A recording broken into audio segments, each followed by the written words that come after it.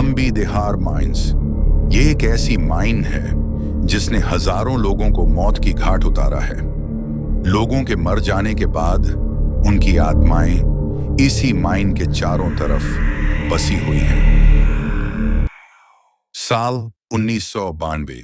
राकेश एक फोटोग्राफर और वीडियोग्राफर था। उसे पैरानॉर्मल एक्टिविटीज पर रिसर्च करना बहुत पसंद था।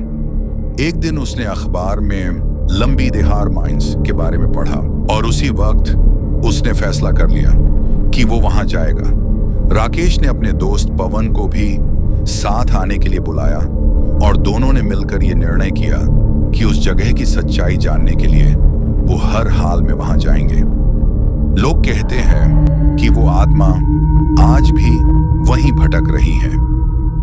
कौन सी आत्मा, ये समझने के लिए हमें इस कहानी के थोड़े पीछे जाना पड़ेगा।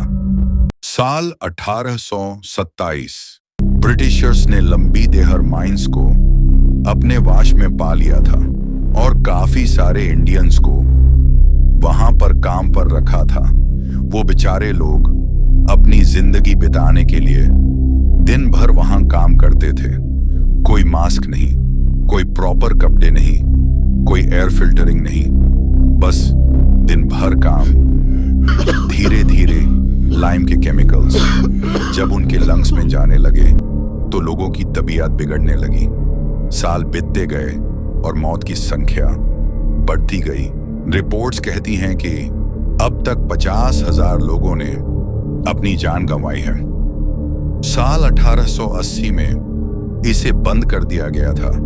बंद तो हो गई थी ये माइन, पर वहां जिन जिन लोगों ने अपनी जान गंवाई थी उनकी आत्माएं आज भी वहीं भटक रही हैं। साल 1992 में इसी की रिसर्च करने के लिए राकेश और पवन अपनी कार में लंबी देहर माइंस की ओर चलते हैं।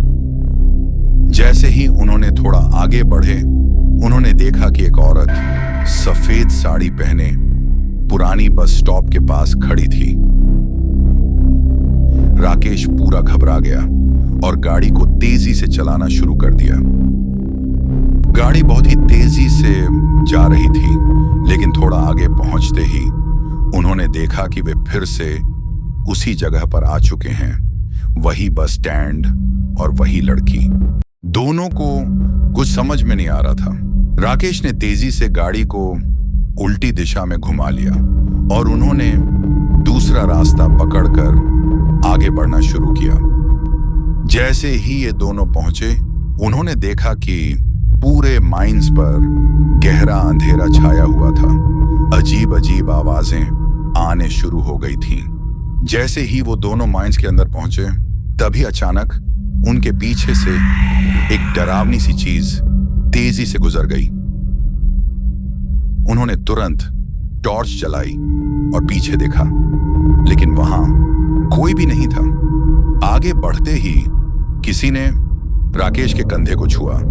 जैसे ही उन्होंने पीछे मुड़कर देखा, दोनों चौंक गए। एक बड़ा भयानक चेहरा लटका हुआ था। दोनों अपनी जान बचाकर भागना शुरू कर दिया, लेकिन थोड़ा आगे पहुंचते ही उन्होंने देखा कि वह आत्मा उनके सामने से चलकर आ रही थी।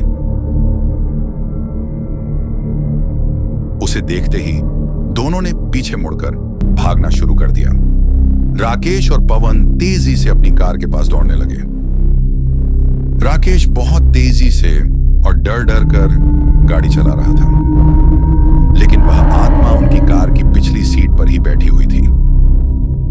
जैसे ही उन्हें यह बात पता चली, दोनों कार से बाहर उतरकर भाग गए। लेकिन वह आत्मा गाड़ी में ही बैठी हुई थी। वे दोनों बहुत ही थक चुके थे। सांस रुक रुक कर आ रही थी। चलना भी मुश्किल हो चुका था। लेकिन वह आत्मा उनका पीछा छोड़ नहीं रही थी। धीरे धीरे उनके पीछे ही चलती चली आ रही थी।